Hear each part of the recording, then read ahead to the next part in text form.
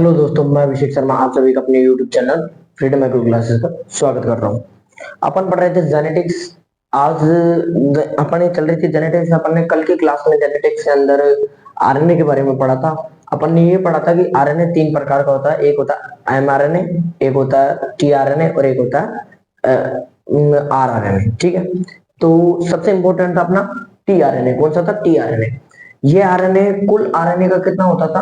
लगभग 20 से 25% होता था। कितना होता था कुल आरएनए का? 20 से 25% होता था। ठीक है, अपन ने ये बात की थी कि जो इसका कार्य होता है ना इस आरएनए का, ये क्या करता है? प्रोटीन प्रोटीन के निर्माण के लिए अमीनो अम्लों का क्या करता है? परिवहन करता है। अमीनो अम्लों का क्या करता है? परिवहन करता है। इसकी 3D संरचना कैसे दिखाई देती थी अपन को? एल आकार की।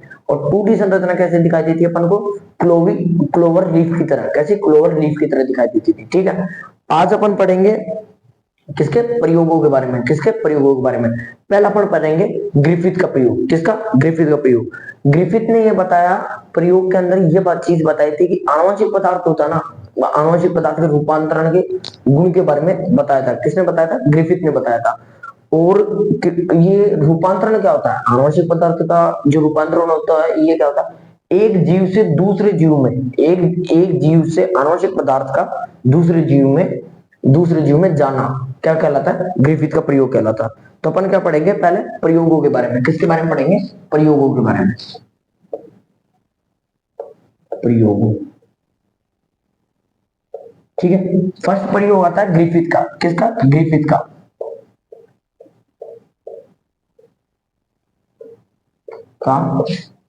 प्रयोग।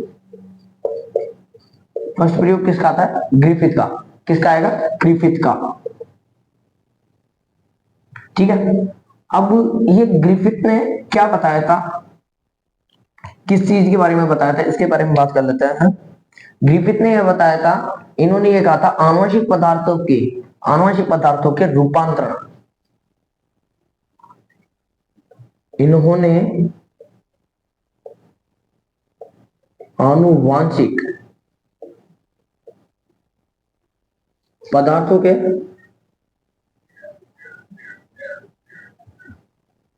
रूपांतरण, आनुवंशिक पदार्थों के रूपांतरण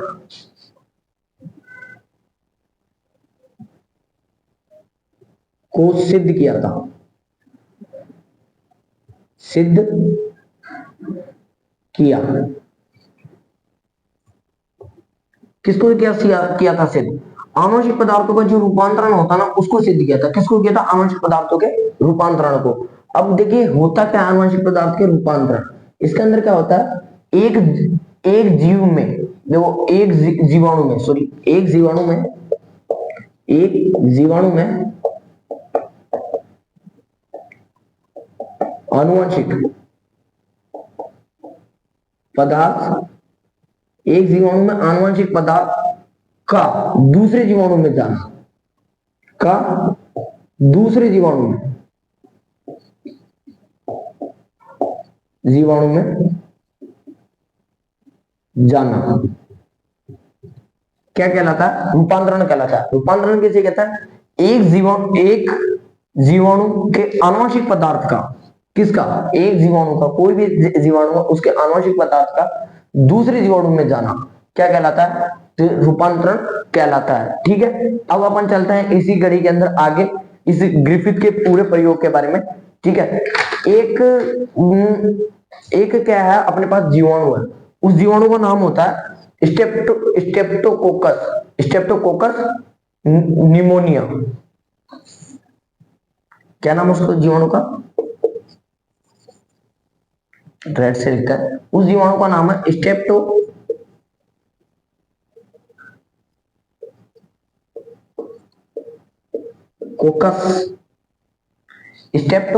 स्टेप्टोकोकस स्टेप्टोकोकस निमेनिया, निमेसी। स्टेप्टोकोकस निमेसी, ये क्या है? अपना जीवाणु है। अब ये जीवाणु क्या होता है? दो प्रकार का होता है। ये क्या होता है? जीवाणु दो प्रकार का होता है। एक होती है इसके अंदर एस प्रजाति, और साथ में एस प्रजाति साथ में होती है आर प्रजाति। कौन सी? आर प्रजाति।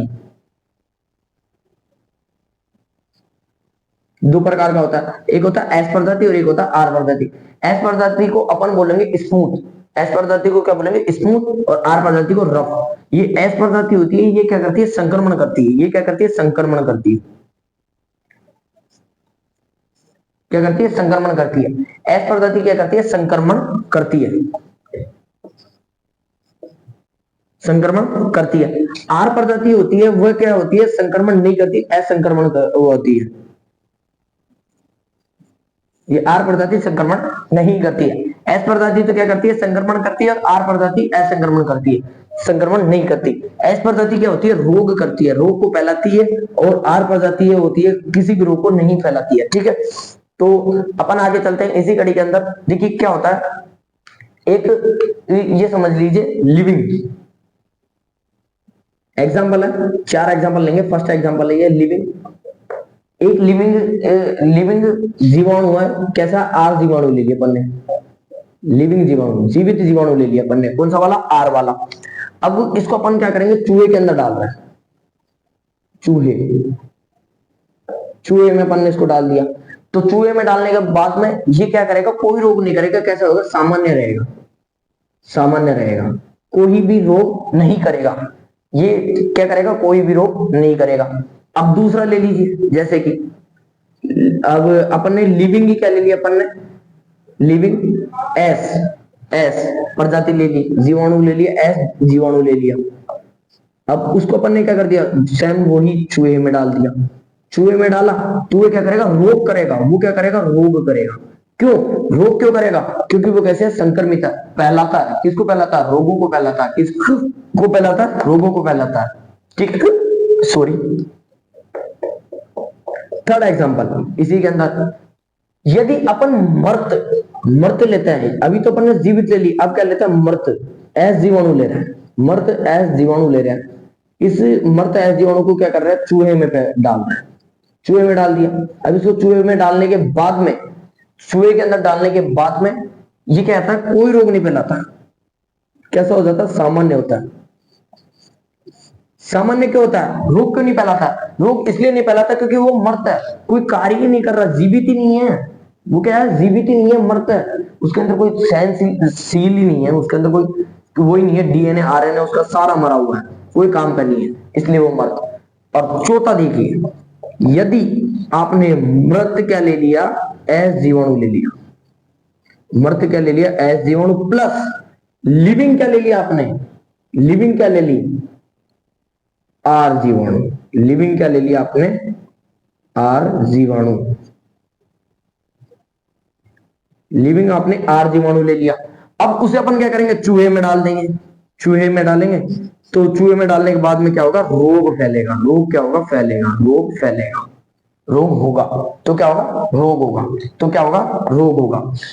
किस किस का मृत और लिविंग, क्यों होगा रोग, देखिए मृत था तो मृत जीवाणु था तो रोग नहीं हुआ, अब यहाँ क्यों रोग हो रहा है, क्योंकि इस मृत एस को क्या मिल रहा है एक लिविंग आर मिल रहा है, लिविंग मिल रही है उसको, लिविंग सेल मिल रही है, लिविंग सेल मिल रही है तो वो क्या कर रहेगा रोग करेगा, वो क्या करेगा रोग करेगा, वो क्या करेगा रोग करेगा। तो अपन किसकी बात कर रहे थे ग्रिफिथ की बात कर रहे थे अपन, ये पूरी किसकी बात कर रहे हैं ग्रिफिथ की बात कर रहे हैं, किसकी बात कर रहे हैं ग्रिफिथ की बात कर रहे हैं। ग्रिफिथ का प्रयोग उन्होंने क्या बोला कि आनुवंशिक पदार्थ का रूपांतरण, आनुवंशिक पदार्थों का रूपांतरण को सिद्ध किया था। अब आनुवंशिक पदार्थों का रूपांतरण होता क्या है कि एक जीवाणु में आनुवंशिक पदार्थ का दूसरे जीवाणु में जाना क्या कहलाता है रूपांतरण कहलाता है, एक यह क्या कहलाता है रूपांतरण कहलाता है। ठीक है ओके, फिर एक एग्जांपल लिया अपन ने कौन सा स्ट्रेप्टोकोकस निमोसिस, ये अपन ने एग्जांपल लिया। अब ये क्या होता है दो जीव ये होता है दो प्रकार का होता है, एक होता है एस प्रजाति का और एक होता है आर प्रजाति का। ठीक है, एस प्रजाति का तो क्या होता है रोग फैलाता है, क्या होता है रोग फैलाएगा, रोग फैलाता है। और ये एस प्रजाति का होता है, यो आर प्रजाति का होता है, ये रोग नहीं फैलाता है, ये रोग नहीं फैलाता है। ठीक है, अब अपन ले रहे हैं इसके एग्जाम्पलों की, किसके एग्जाम्पलों की इन दोनों के एग्जाम्पलों की। यदि आपने लिविंग आर जीवाणु ले लिया, जीवित आर जीवाणु ले लिया और फिर अपन उसे क्या कर रहे हैं चूहे में डाल रहे हैं, तो वो क्या करेगा सामान्य, कोई रोग नहीं फैलाएगा, क्योंकि वो क्या है, असंक्रमित, रोग नहीं फैलाता। वो क्या करता है, रोग नहीं फैलाता। यदि अपन लिविंग जीवाणु ले रहे हैं, एस जीवाणु ले रहे हैं, कौन सा, ये, और ये क्या करता है, रोग फैलाता है। चूहे में ले रहे हैं ऐसे, तो ये क्या कर रहा है, रोग फैलाता है। ये क्या करेगा, रोग फैलाएगा, रोग होगा, क्योंकि ये क्या करता है, संक्रमित है। कैसा है ये, संक्रमित है।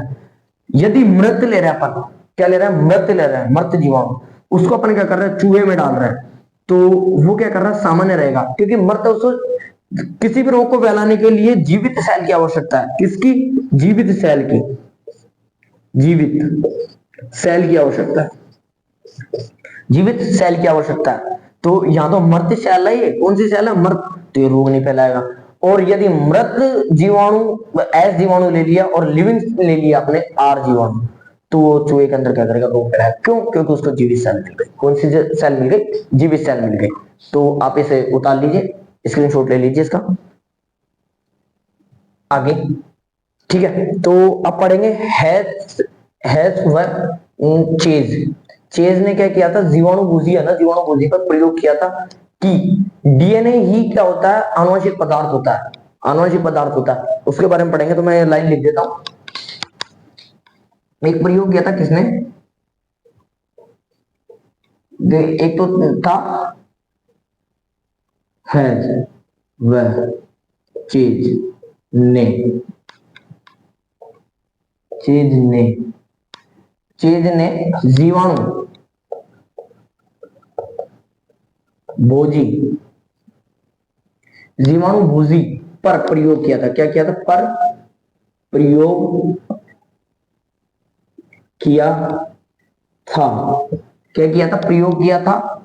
क्या प्रयोग किया, इन्होंने क्या प्रयोग किया था जीवाणु भोजी पर, कि डीएनए ही क्या होता है, डीएनए ही आनुवंशिक पदार्थ होता है। उन्होंने क्या प्रयोग किया, डीएनए ही क्या होता है, आनुवंशिक पदार्थ, आनुवंशिक पदार्थ होता है। किसने बताया था ये, डीएनए ही आनुवंशिक पदार्थ होता है, हर्षवर्ध चेज ने बताया था। किसने बताया था, हर्षवर्ध चेज ने बताया था। अब वो कैसे किया था, वो पूरा प्रयोग अपन समझेंगे यहाँ। देखिए, उन्होंने क्या लिया, दो माध्यम लिए थे, दो माध्यम लिए थे।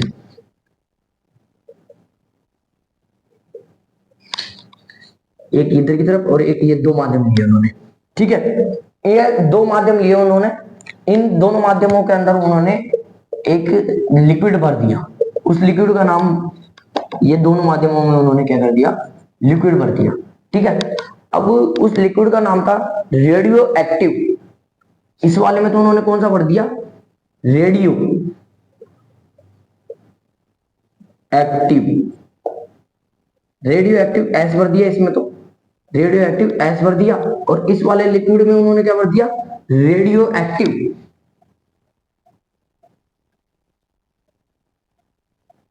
एक्टिव पी भर दिया। इन्होंने इसमें कौन सा भर दिया, रेडियो एक्टिव पी लिक्विड भर दिया, ठीक है। अब उन्होंने क्या किया, एक जीवाणु भोजी लिया। उन्होंने एक क्या लिया, जीवाणु भोजी लिया। एक क्या लिया, जीवाणु भोजी लिया। दोनों तरफ उन्होंने क्या ले लिया, जीवाणु भोजी,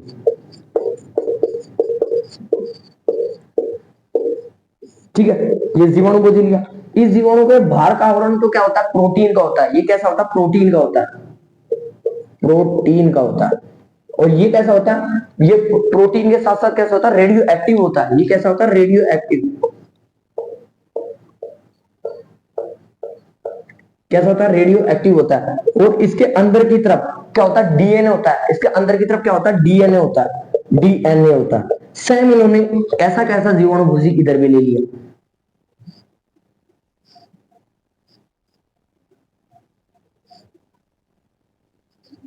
जीवाणु भोजी, बाहर का आवरण कैसा होता है, प्रोटीन का, ठीक है। ये अंदर की तरफ क्या होता है, डीएनए, वही सेम अंदर की तरफ क्या होता है, डीएनए होता है, ठीक है। अब इसको इन्होंने क्या कर दिया, इसके अंदर डाला।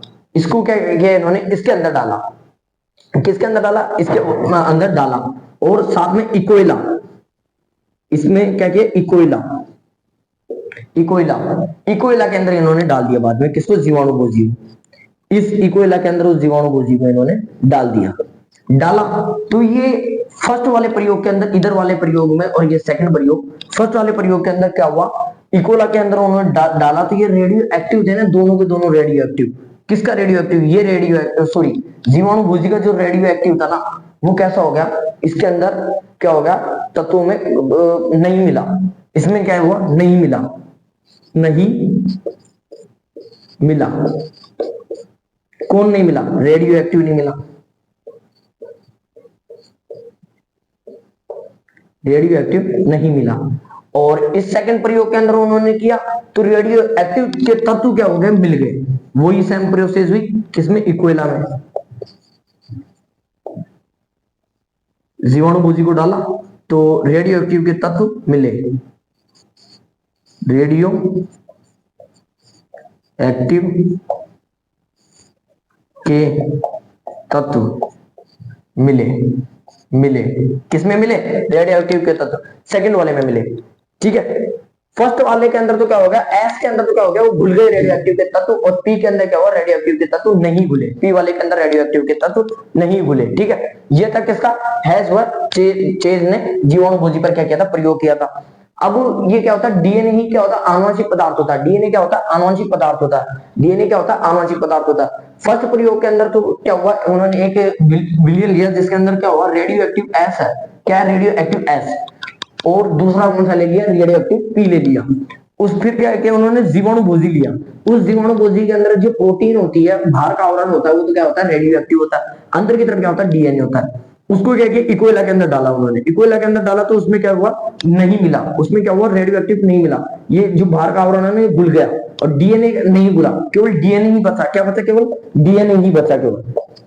ठीक है, डीएनए बचा। इसलिए उन्होंने बोला कि डीएनए ही क्या होता है, आनुवंशिक पदार्थ होता है। डीएनए क्या बोला, आनुवंशिक पदार्थ बोला। तो उन्होंने डीएनए क्या होता है, आनुवंशिक पदार्थ होता है। यदि भूलना चाहिए था तो पूरा का पूरा जीवाणु ही भूलना चाहिए, डीएनए क्यों नहीं बोला। और इसमें देखा तो उन्होंने यार दोनों ही नहीं भूल रहे, पी के अंदर तो दोनों ही नहीं भूल रहे। रेडियो एक्टिव के तत्व है ना, वो तो मिल ही नहीं रहे, वो पूरा भूल गया इसमें। सॉरी, इसके अंदर तो क्या हो गया, मिले नहीं मिले, और उसमें क्या हुआ, तत्व मिले, रेडियो एक्टिव के तत्व मिले।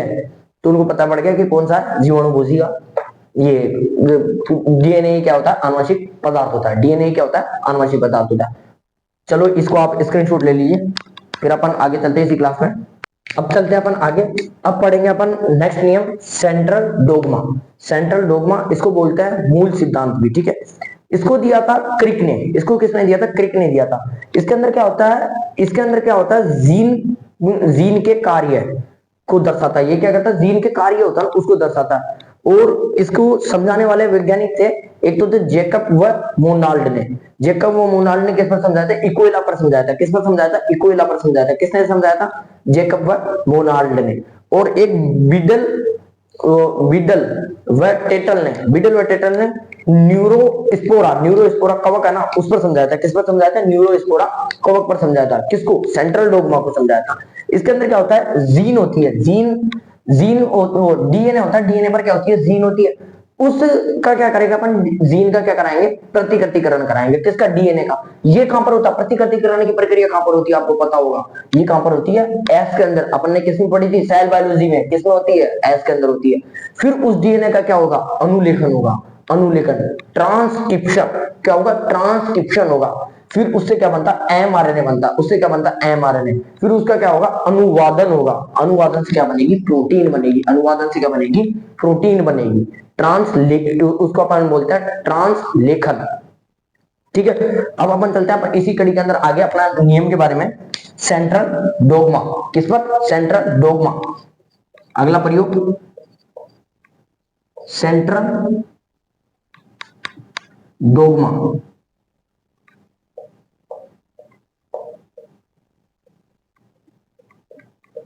ठीक है, ये दिया किसने था, क्रिक ने। किसने दिया था, ये क्रिक ने दिया था। किसने दिया था, ये क्रिक ने, क्रिक ने दिया था। इसके अंदर होता क्या है, देखिए इसमें क्या होता है, जीन के कार्य को दर्शाया था। जीन होती है ना, जीन के कार्य को दर्शाया। ठीक है, जीन के कार्यों को दर्शाया था। किसमें, सेंट्रल डोगमा में। और इस नियम को समझाया, समझाया फर्स्ट फर्स्ट किसने समझाया था इस नियम को? जेकेब व मोलार्ड को, क्या नाम है दूसरे का? मोनाल्ड ने किस पर समझाया था? इकोइला पर समझाया था। किस पर समझाया था उन्होंने? इकोइला पर समझाया था। इकोइला पर समझाया था। अधिकतर प्रयोग है ना साइंस के किस पर किए गए हैं? पूरे पूरे इकोइला पर किए गए हैं अधिकतर प्रयोग साइंस के। फिर दूसरा एक आदमी और था, उसमें 2 आदमी और थे, उन्होंने बताया था। वो 2 आदमी थे बीडल बीडल के साथ साथ कौन था? एक टेटल। कौन था? टेटल। बीडल के साथ साथ एक कौन था? टेटल। टेटल ने, इन्होंने किस पर समझाया था? न्यूरोस्पोरा कवक पर। न्यूरोस्पोरा कवक पर। किस पर? न्यूरोस्पोरा कवक पर।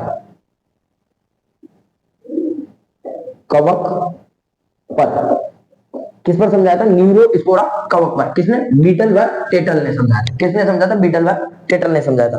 देखिए होता क्या है पूरी पूरी चीज, एक जीन होती है। क्या है? जीन है। जीन, इसको अपन क्या बोल सकते हैं? डीएनए भी बोल सकता है। इस जीन या डीएनए का क्या होगा?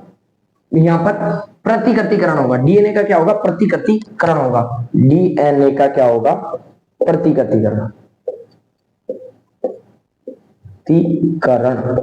प्रतिकृतिकरण यानी कि बढ़ेगा ये, ठीक है। फिर ये क्या होगा? डीएनए बनेगा। अब इससे ये क्या क्या होगा? यहाँ पर अनुलेखन होगा। अनुलेखन ये अपन पूरी पूरी प्रक्रिया आगे पढ़ेंगे, जैसे प्रतिकृतिकरण के बारे में पढ़ेंगे और अनुलेखन के बारे में भी आगे पढ़ेंगे। अभी अनुलेखन हो गया, इसको इंग्लिश में बोलते हैं ट्रांसक्रिप्शन। क्या बोलते हैं इस पूरी प्रक्रिया को? ट्रांसक्रिप्शन। क्या बोलते हैं? ट्रांसक्रिप्शन, ठीक है। अब ये क्या होगा? अनुलेखन होगा। अब उससे ट्रांसक्रिप्शन से क्या बनेगा? mRNA बनेगा। ठीक है, क्या बन गया? mRNA बन गया। अब इसका ये क्या हो जाएगा? अनुवादन। क्या हो जाएगा यहाँ पर? अनुवादन हो गया। अब इससे क्या बनेगी? प्रोटीन बनेगी। इससे क्या बनती है? प्रोटीन बनती है। पहली प्रक्रिया तो क्या कहलाती है? डीएनए का प्रतिकृतिकरण। दूसरी प्रक्रिया अनुलेखन। तीसरी प्रक्रिया अनुवादन। क्या कहलाती है? अनुवादन को अपन इंग्लिश में बोलते हैं ट्रांसलेखन, सॉरी हिंदी में बोलते हैं ट्रांसलेखन।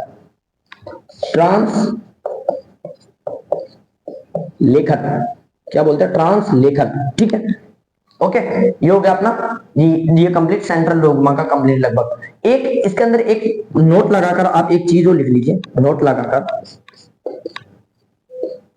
कि रिवर्स ट्रांसक्रिप्शन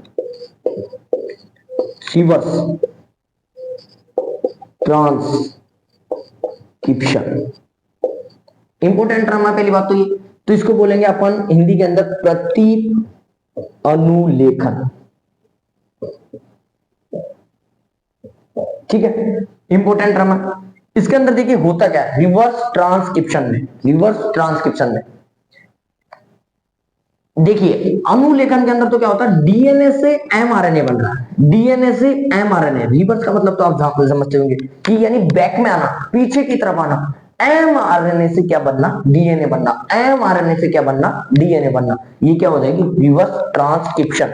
एमआरएनए से डीएनए का बनना, ठीक है। और इसको अपन क्या, इसमें एक लाइन लिखेंगे अपन, एमआरएनए से डीएनए का बनना क्या कहलाता है? रिवर्स ट्रांसक्रिप्शन कहलाता है। इसमें इस डीएनए को पूरक डीएनए भी कहता है। इस डीएनए को क्या कहेंगे? पूरक डीएनए। इस डीएनए को पूरक डीएनए और साथ में अपन क्या बोल सकते हैं इसे? सीडीएनए क्या बोलते हैं? सीडीएनए भी कहते हैं। पूरक डीएनए व सीडीएनए भी कहते हैं। अब इस ये रिवर्स ट्रांसक्रिप्शन के बारे में सबसे पहले किसने बताया था? इसकी बात करता है, वो किसने बताया था? टीमेन ने। उस वैज्ञानिक का नाम था टीमेन ने खोज की थी। किसकी खोज की थी? रिवर्स ट्रांसक्रिप्शन की, किसकी? रिवर्स ट्रांसक्रिप्शन की खोज की थी। किसने की थी? टीमेन ने की थी। किसने की थी? टीमेन ने की थी। तो अपन चलते हैं फर्स्ट बात कर लेते हैं सेंट्रल डोग्मा। मैं दोबारा आपको ये समझा देता हूं। सेंट्रल डोग्मा किसने दिया था? क्रिक ने दिया था। सेंट्रल डोग्मा किसने दिया था? क्रिक ने दिया था। ये सेंट्रल डोग्मा होती क्या चीज है? इसमें क्या होता है? जीनों के कार्यों को दर्शाया जाता है। इसमें क्या होता है? जीनों का जो कार्य होता है ना, उसको दर्शाया जाता है। और ये समझाया था, जैसे दो प्रकार से समझाया गया था। एक तो जेकब व मोनाल्ड ने समझाया था किस पर? इक्विला पर। और एक बीटल व टेटल ने समझाया था न्यूरोस्पोरा कवक पर। किस पर? न्यूरोस्पोरा कवक पर। इसमें क्या होता है? देखिए इस प्रक्रिया, ये पूरी प्रक्रिया है सेंट्रल डोग्मा की। क्या है? पूरी की पूरी प्रक्रिया है। इंपॉर्टेंट है ये प्रक्रिया। इसमें क्या होता है? क्या होती है? जीन होती है। जीन का क्या होगा? डीएनए का क्या होगा? प्रतिकृतिकरण होगा। क्या होगा? प्रतिकृतिकरण होगा, डीएनए बनेगा, एक नया डीएनए बनेगा। फिर उसका क्या होगा? अनुलेखन होगा, उससे एमआरएनए बनेगा। फिर उसका क्या होगा? अनुवादन होगा एमआरएनए का, उससे क्या बनेगी? प्रोटीन बनेगी। ठीक है। फिर आता है नोट, एक नोट, ये भी लगभग इंपोर्टेंट मान लीजिए, नोट लगाना था यानी इंपोर्टेंट है। रिवर्स ट्रांसक्रिप्शन, इसको बोलते हैं हिंदी के अंदर प्रति अनुलेखन। इसके अंदर क्या होता है? एमआरएनए से क्या बनेगा? डीएनए बनेगा। इसके अंदर क्या होता है? रिवर्स ट्रांसक्रिप्शन यानी उल्टा, इसका क्या होना? उल्टा होना। अनुलेखन का क्या होना? उल्टा होना। ट्रांसक्रिप्शन का क्या होना? उल्टा होना।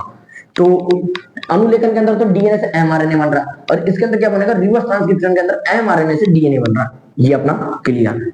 इसको क्या, इस जो एमआरएनए बन रहा है ना, ये एमआरएनए बन रहा है, एमआरएनए से डीएनए बन रहा है। इस डीएनए को अपन क्या बोलेंगे? इस डीएनए को क्या बोलेंगे? इस डीएनए को बोलते हैं अपन पूरक डीएनए। इसको क्या बोलते हैं? पूरक डीएनए या सीडी डीएनए। क्या बोलता है? CD DNA. ठीक है। इसकी खोज किसने की थी? टीमेन ने की थी। किसने की थी? टीमेन ने की थी। ठीक है। इतना आप पहले इसका स्क्रीनशॉट ले लीजिए और नोट कर लीजिए।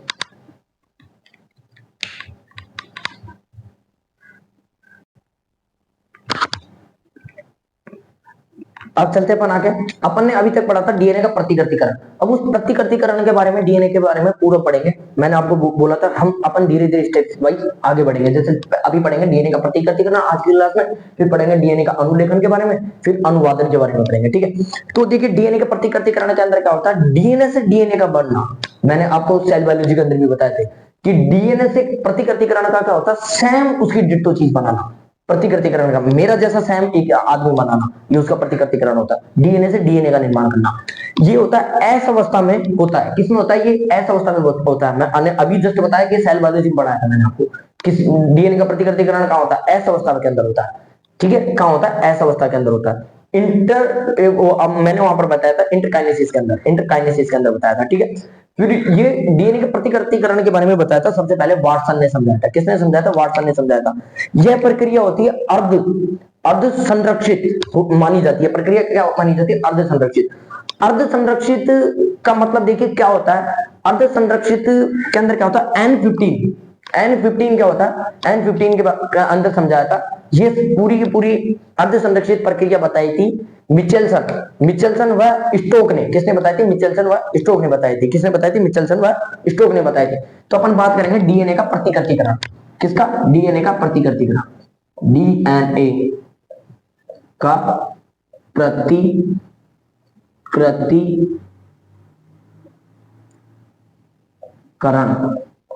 किसके बारे में बात करेंगे अपन? डीएनए का प्रतिकृतिकरण।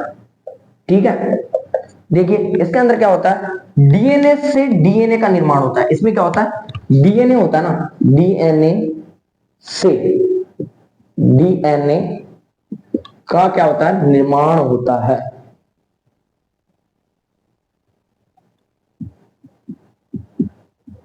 ओके। डीएनए से डीएनए का निर्माण होता है। और इसमें एक क्या होता है? एस अवस्था में होती है। कहां होती है? एस अवस्था में होती है। कहां होती है? ये पूरी पूरी प्रक्रिया एस अवस्था में होती है। ठीक है। और इसको समझाया किसने था? वाटसन व क्रिक ने। सॉरी, इसको समझाया था केवल वाटसन ने। वाटसन व क्रिक का नाम एक साथ आता है, इसलिए मेरे को वाटसन व क्रिक का नाम याद आ गया। वाटसन ने समझाया था।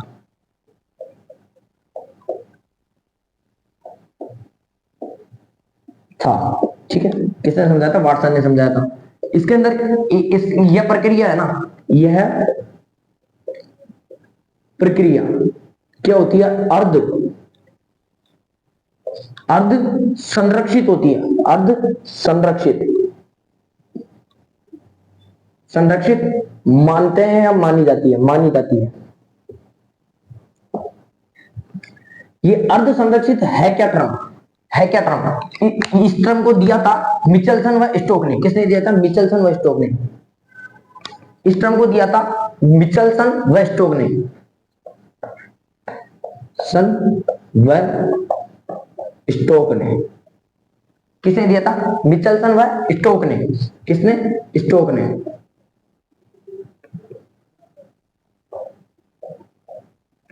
ठीक है, किसने दिया था? मिचेल्सन व स्टोक ने दिया था ये टर्म। किसने दी थी? मिचेल्सन व स्टोक ने दी थी। ओके, अब अपन चलते हैं आगे। ठीक है, और ये किस पर समझाया था इन दोनों ने? इन दोनों ने समझाया था N15 की सहायता से। N15 की सहायता से। अब ये होती कैसी है, समझाई कैसी थी उन्होंने? समझिए, एक उन्होंने समझाया था ये क्या होता है। एक उन्होंने ले लिया N15 जीवाणु है एक, ये N15 जीवाणु ले लिया। ये कैसा होता है? भारी होता है, भारी होता है। और ये कैसा? पेत्रक डीएनए है। कैसा? पेत्रक डीएनए। ये कैसा है? पेत्रक डीएनए। कैसा है? पेत्रक डीएनए। इसका क्या किया उन्होंने? दोबारा दूसरे के साथ करवाया। एक किसके साथ? मध्यम वाले के साथ। मध्यम वाले के साथ करवाया। एक तो ले लिया उन्होंने दोबारा N15 और एक ले लिया N14। ये कौन सा ले लिया? N14। ये तो हो गया N14 और ये हो गया N15। कौन सा? N15। ये कैसा हो गया? मध्यम। कैसा हो गया? मध्यम हो गया। प्लस दूसरा हुआ, दूसरा ही सेम मध्यम ले लिया उन्होंने, N15 और N14 वाला सेम। N15 व N14 वाला ले लिया उन्होंने। N15 और N14 वाला। ये कैसा हो गया? मध्यम। ये भी कैसा हो गया? मध्यम हो गया। फिर इन दोनों से अपन को क्या दो चीजें मिलेगी? इन दोनों से अपन को दो चीजें मिलेगी। एक तो मिलेगी N15 और N14 वाला, और एक N14 वाला। N15 एक तो अपन को ये मिलेगा जैसे कि N15 ये मिल गया। एक तो ये N15 और N14 वाला। फिर प्लस अपन को मिलेगी एक, सॉरी प्लस नहीं आएगा यहाँ, प्लस तो अगले वाले में आएगा। ये होगी 15 वाला, वो 14 वाला, और एक है N15। पहले मैं दोबारा बना देता हूं उसको। अपन को मिलती है एक N15 और N14 वाला। ठीक है, ये सेम मिल गई। सॉरी अब देखो, इससे अपन को क्या मिलेगी? N14 वाला मिलेगा। ये तो आ गया ना अपना, एक मैं तो थोड़ा सा कंफ्यूजन हो गया। N14 वाला प्लस एक मिलती है N15 और N14 वाला, फिर एक N14 वाला मिलती है। ठीक है, तो इसको अपन बोल देंगे, नाम लिख देते हैं N15। यह होगी N15 और ये अपने पास सारी की सारी कौन सी है? N14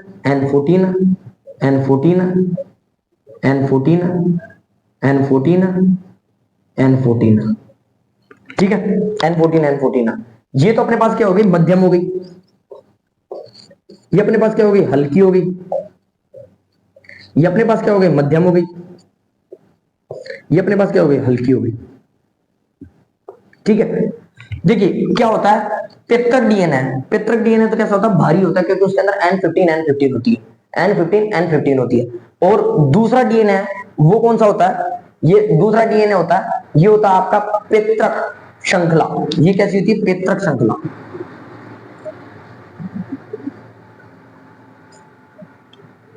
ये दोनों क्या है आपके पास? पेत्रक श्रृंखला है। एक तो N15 और N14 वाली सेम दोनों श्रृंखला है, मध्यम वाली। उनसे अपन को क्या मिलता है? एक तो N15 वाली मध्यम वाली श्रृंखला मिलती है और एक N14 वाली श्रृंखला मिलती है, हल्की वाली। एक 15 वाली और मध्यम वाली। तो अपन इनका रेशियो निकालते हैं। अपन को मेन तो इनका रेशियो निकालना है। कौन सी? तो अपने पास हल्के कितने हैं, मध्यम कितना है। तो अपन देखते हैं अपना टोटल रेशियो, यहां लिख देता हूं मैं मध्यम। पहले तो बात कर लेते हैं मध्यम की। मध्यम टोटल अपने पास कितना है? 50% है। मध्यम अपने पास टोटल कितना है? 50%। और हल्के कितने हैं? 50%। हल्के भी अपने पास कितना है? 50%। अब बात करते हैं भारी अपने पास कितना है? 0%, 0%, क्योंकि अपने पास इन दोनों से मिल रहे हैं भारी, तो इनमें कोई भारी मिल रहा है क्या अपने पास? क्वेश्चन आपका ये है कि आपको भारी भारी मिल रहा है। क्या मिल रहा है? क्वेश्चन आपका ये है कि मिचेल्सन ने इन दोनों का अपन ने क्या करवाया, इन दोनों का अपन को से क्या मिल रहा है? मध्यम मध्यम तो अपने पास ये हो गए कितना 50%, और ये एक ये मध्यम और हल्के कितने हो गए? वही 50%, और भारी अपने पास क्या है? 0%। ठीक है, ये आपका मिचेल्सन का प्रयोग हो गया। Okay, thank you very much.